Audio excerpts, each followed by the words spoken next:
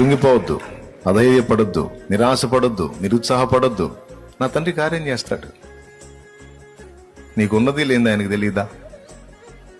నీ కడుపు నిండుతుంది లేని ఆయనకు తెలీదా?